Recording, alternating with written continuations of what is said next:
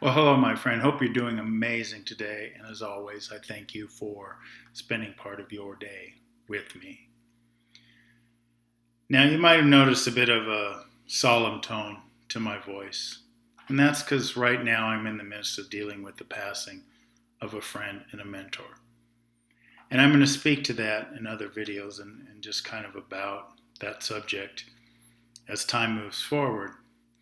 But since I'm recording this on National Suicide Prevention Day, I thought I would share a personal story.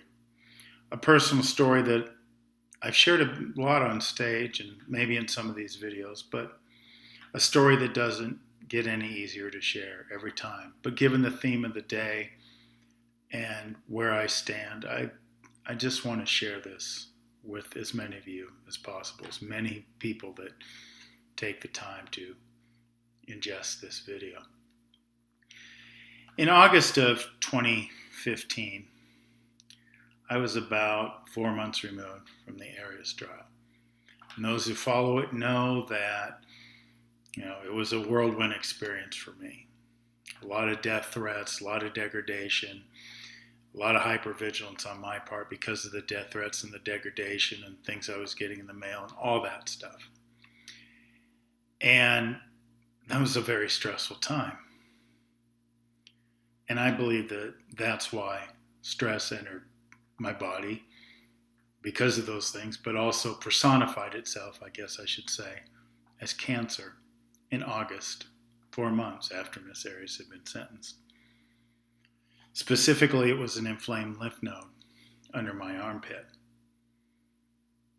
which led to a diagnosis of stage 3 non-Hodgkin's lymphoma. And all that's really a precursor to the reality that when I learned that I had stage 3 non-Hodgkin's lymphoma and that would require 6 rounds of chemotherapy, I really began to wonder whether or not I was going to go through chemotherapy. Yeah, it was a dark place. It was, in essence, the prospect of committing suicide by cancer, if you will. But I really wondered if the life that I lived and more time was something worth fighting for. Yeah, there were other external reasons. I didn't want to make my wife a widow. I didn't, really want to leave the planet, but I had to find reasons to want to live. My reputation was down. A lot of people thought I was this most horrible person in the world, right? It was worldwide. It was magnified. Like I could get threats from the entire world and was still generally thought in derogatory terms. And I wondered if I wanted to rebuild that. I wonder if that fight would be worth it. Was I going to go into 6 rounds of chemotherapy or just let cancer remove me from this earth? And that was the place I went. And you can kind of see how maybe in my position at that time, the idea of trying to live longer or recapture my life seemed like too much. That on top of 6 rounds of chemotherapy, even if that worked. It's really hard. There's no doubt about it. I'm almost tearing up talking about it with you right now.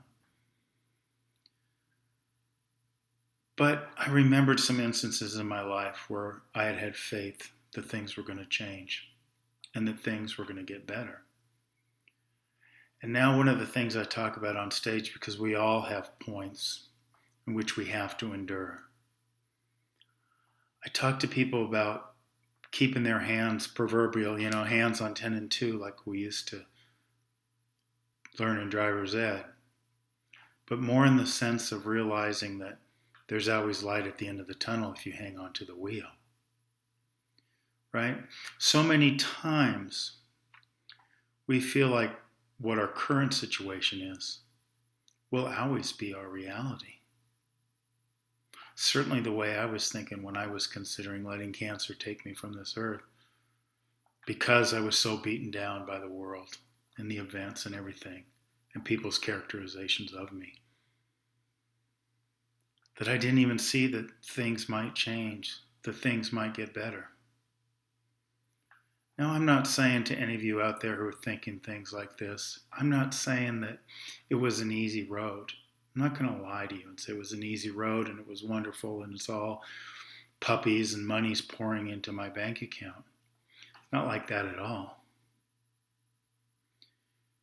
But the situations that were dragging me down back then in 2015, they're still around to some extent, but a lot less.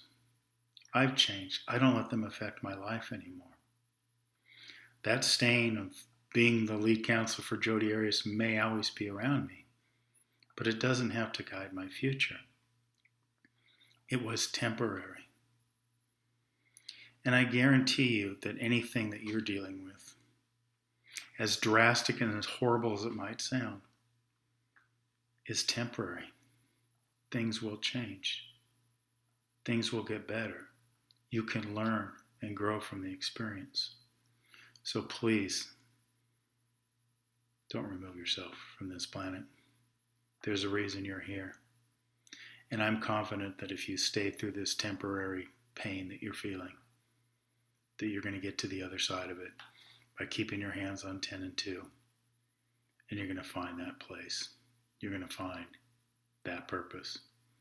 I'm going to leave the number for the suicide prevention hotline down below and at the end of this video for those who need it. I thank you for watching. I thank you for allowing me to be vulnerable in this video. Bye now.